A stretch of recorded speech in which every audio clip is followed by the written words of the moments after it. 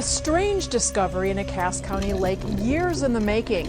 Now investigators there need to find out if there is a link to a crime from long ago. For 67 years, Foss Lake kept a secret so chilling, it stunned even seasoned divers. Two cars, resting just 12 feet apart, each holding 3 skeletons from 2 separate disappearances, both in 1969. Crews recovered the 1969 Camaro from Foss Lake. Inside that car was the skeletal remains of 3 people. But when they cracked open a sealed glove box, they found a handwritten letter that read, "If something happens to us." And that was just the beginning. A missing evidence box, extra bones, and a signature that shouldn't exist. What else is still hiding under the surface? The day the river gave up its secret. For 67 years, a single question haunted the small towns surrounding Oklahoma's Foss Lake. What happened to Jimmy Allen Williams and his 2 teenage friends, Leah Johnson and Thomas Michael Rios? They vanished without a trace in November 1969. No note, no goodbye. Their last known sighting was driving away from Sayre High School in Jimmy's 1954 Chevrolet, a dull green 4-door station wagon. And then, nothing. That same vehicle would resurface decades later, not in the desert, not in the woods, but beneath the quiet recreational waters of Foss Lake. The discovery wasn't planned. In fact, it was pure coincidence. In September 2013, the Oklahoma Highway Patrol's dive team was conducting a routine sonar training session. They were calibrating their new side-scan sonar, meant to detect large underwater objects in rural lakes. Then, suddenly, the sonar screen lit up. 2 large vehicle-shaped objects appeared, resting less than 12 feet apart, both buried under layers of sediment, invisible to the naked eye.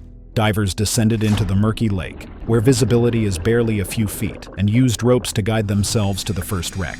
What they touched wasn't just a car, it was a sealed time capsule. Rusted, barnacle-covered, and half-submerged in soft lake mud, the body of a mid-century Chevrolet slowly emerged. When they hauled it to the surface, every bolt groaned. The license plate was barely legible, but the outline matched Jimmy's missing Chevy. Inside the car, 3 partial skeletons were discovered, each positioned in different areas of the vehicle.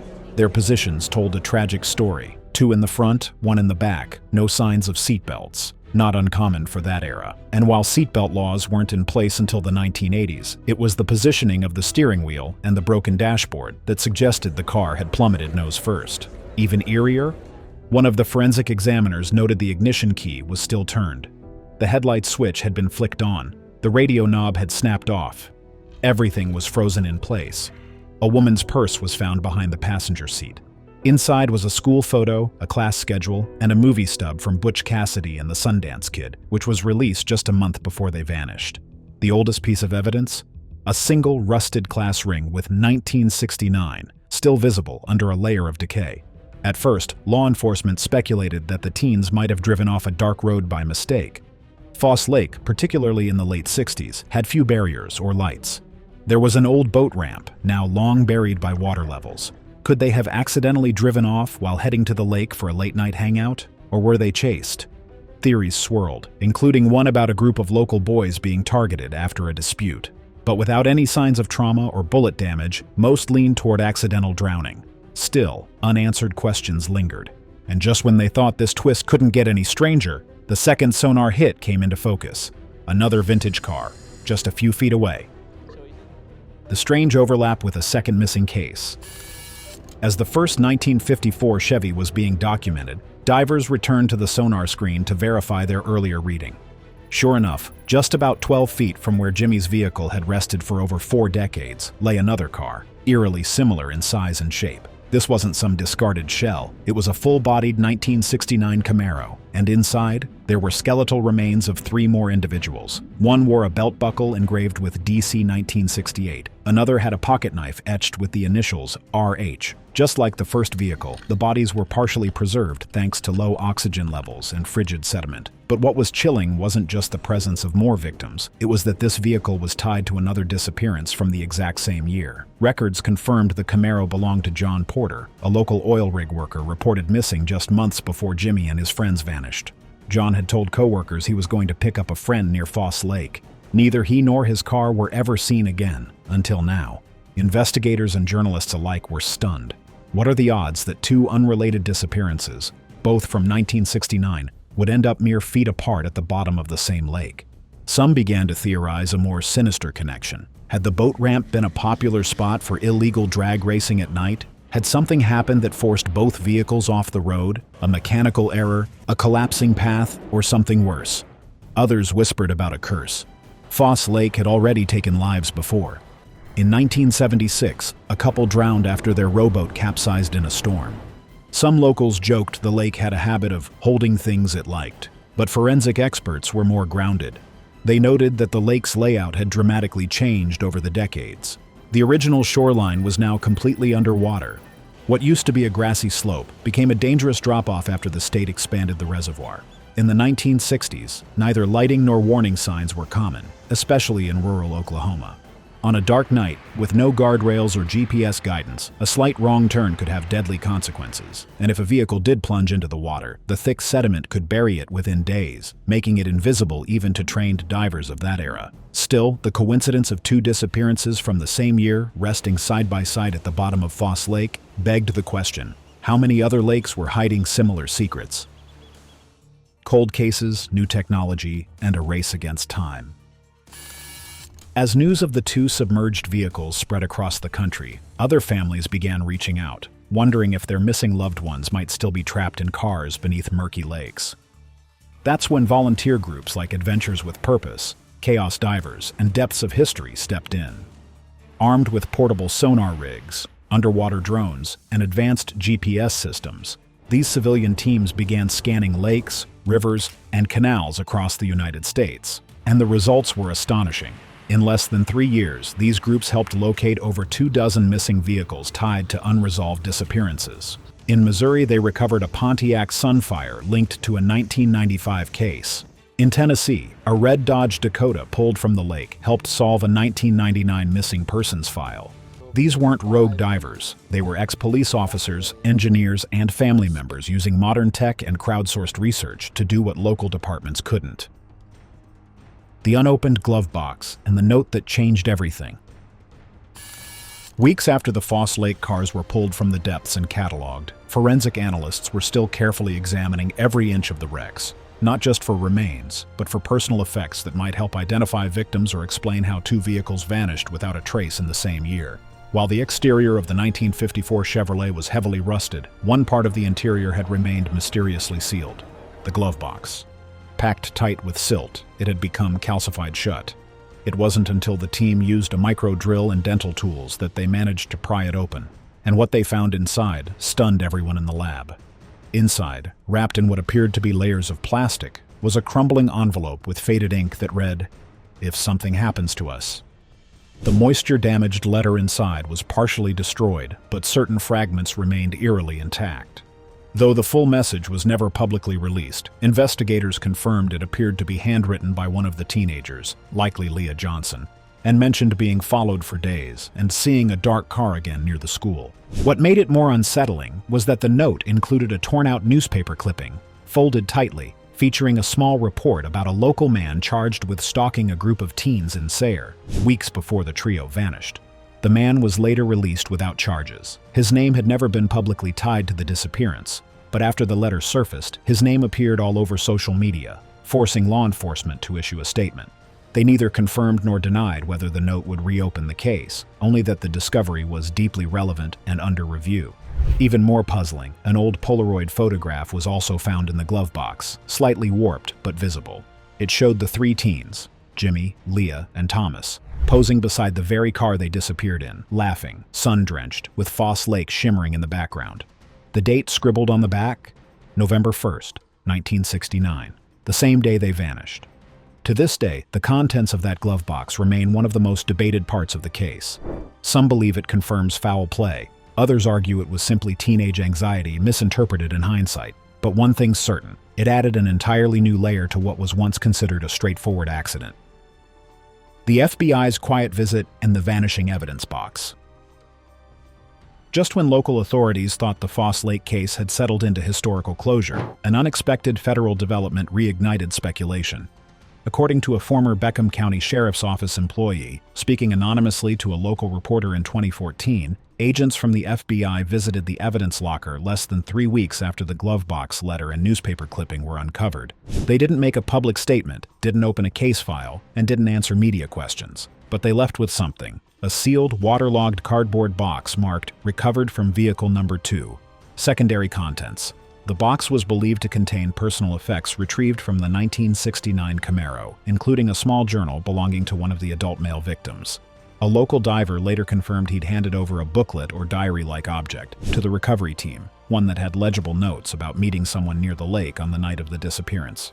But here's where things get strange. When county investigators later tried to log the item for state archiving, the entry was gone. No digital chain of custody, no intake scan, just a gap where the record should have been. Several deputies insisted they remembered the box, but after the FBI visit, it vanished. When pressed, federal representatives stated only that evidence with potential interjurisdictional relevance had been secured for evaluation. Why would the FBI quietly seize 45-year-old water-damaged items from a supposedly closed local cold case? Some now believe the Camaro's discovery triggered old alarm bells tied to another unsolved Oklahoma case involving missing oil money and suspected smuggling routes through Elk City and Sayre in the late 1960s. That theory suggests the second vehicle's passengers, including John Porter, weren't just victims of a tragic accident, but may have been transporting something illegal that night. And the Chevrolet containing the teens? Possibly just in the wrong place at the wrong time. Although no hard evidence of smuggling was ever confirmed, it's true that Foss Lake sits just off Old U.S. Route 66, a corridor long known for both its romantic Americana and its darker past. Throughout the 1960s and 70s, authorities recorded dozens of cases of bootlegging, stolen goods, and even drug shipments passing through the area. The FBI maintained a quiet presence in western Oklahoma during those years, watching over supposed rural routes used by larger interstate crime rings out of Dallas and Kansas City. To this day, the missing evidence box from vehicle number 2 has not been returned to local custody, and without a warrant or formal request, the sheriff's office has no power to retrieve it. The bones that didn't belong to anyone on record. Months after the Foss Lake discovery had seemingly reached its final chapter, the Oklahoma State Medical Examiner's Office released a quiet update that sent a ripple of confusion through the forensic and cold case community. During the meticulous cataloging of skeletal remains from both submerged vehicles, lab technicians noticed something strange. The total number of bones recovered did not match the expected skeletal count for 6 individuals. In fact, there were extra bones. At first, officials assumed this could be explained by fragmentation, bones breaking apart during decades underwater, making it easy to double count certain elements. But further analysis painted a more complicated picture. Among the remains retrieved from the back seat of the 1954 Chevrolet were 2 left femurs, both adult-sized, both from individuals of roughly similar age. This immediately raised a red flag. Human beings don't have 2 left femurs. This wasn't fragmentation, it was presence. Forensic anthropologists confirmed that at least 7 individuals were represented in the remains across the 2 vehicles. But here's the real kicker. The 7th set of bones, consisting of a partial jaw, clavicle, and 1 tibia, didn't match any DNA samples submitted by known relatives of the 6 reported missing individuals. Not even close. Faced with a forensic anomaly, investigators reopened the DNA testing process, this time comparing the unmatched remains to CODIS, the FBI's combined DNA index system, which stores profiles from missing persons, unidentified remains, and criminal offenders nationwide. But nothing matched. No name, no case number, no history. It was as if this person had never existed in the system at all. This discovery set off a flurry of theories. Was there a 7th victim no one ever knew about? Could one of the teens have picked up a hitchhiker that night? Someone never reported missing? Was this unknown individual the cause of the detour that led to disaster? Or more chilling, was someone trying to hide a body in the car before it vanished? Adding fuel to the fire, a diver from the recovery team later disclosed in a podcast interview that he remembered seeing an old heavy tarp in the trunk of the Chevy during the initial dive. But by the time the car reached the surface, it was gone. Some speculate it may have unraveled during ascent. Others believe it could have concealed something, or someone. To date, the unidentified remains have been labeled as Person 7, unknown adult male, and their origin remains unsolved. No missing persons report from the era seems to match. No criminal records have surfaced. The skull showed no signs of blunt force trauma, but deterioration prevented more detailed cause of death analysis. The signature that reappeared after 45 years. Years after the vehicles were recovered from Foss Lake and the victims were identified, something unexpected surfaced. Not from the water, but from a dusty box in the back room of Sayre High School's old administrative office. During a renovation in early 2018, a janitor cleaning out archived yearbooks and paperwork stumbled across a water-damaged guidance counselor ledger from the fall of 1969.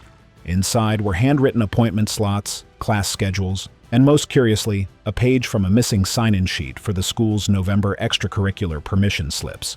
On that list was the signature of Leah Johnson, one of the teens found inside the 1954 Chevy. She had initialed beside a line indicating she had opted out of a school-sponsored event that weekend, an agricultural field trip scheduled for November 2nd. But what caught everyone's attention was that two names had been added beneath hers, in a different ink color, with similar handwriting patterns. The names, T. Rios and Jimmy A. Williams. The administrator at the time had marked those entries with a small question mark in the margin, a sign perhaps that he hadn't seen those two students in person when the form was filled out. Handwriting experts later analyzed the strokes and pressure on the page, and concluded with moderate confidence that all three names may have been written by the same person. That person, most likely Leah. This discovery, while seemingly minor, reopened a long-ignored theory among family members, that the teens may have intentionally skipped the event and created an alibi. Why? Nobody knows. But it wasn't just rebellion. All three teens were known for being responsible, with clean school records. Their teachers described them as trustworthy and not the type to pull stunts. Adding to the mystery was an undated note found behind the yearbook filing cabinet. It was folded, unsent, and addressed simply to M. Inside were only 8 handwritten words. "You were right. We shouldn't have gone. No one knows who M was. A friend? A sibling? A teacher?" The handwriting bore strong similarities to Leah's, but no conclusive match could be made due to the smudged ink and degraded paper. Some believe the note was written the night they disappeared, maybe even during the final hours before their plunge into the lake. Others suggest it could have been from weeks earlier, referencing another incident entirely. But its presence, alongside the forged or assisted sign-in sheet, suggests the teens were planning something that day, something secretive. And here's where the emotional weight deepens. Jimmy's younger sister, who had only been 6 years old when he disappeared, said during a local news interview that M might have been her. She recalled her brother joking about going on a real adventure and her begging him not to take Leah and Thomas out on those creepy roads near Foss. She never knew what happened next, only that the station wagon never came back. Let us know your theories in the comments, and don't forget to subscribe for more stories that uncover what the surface tried to hide.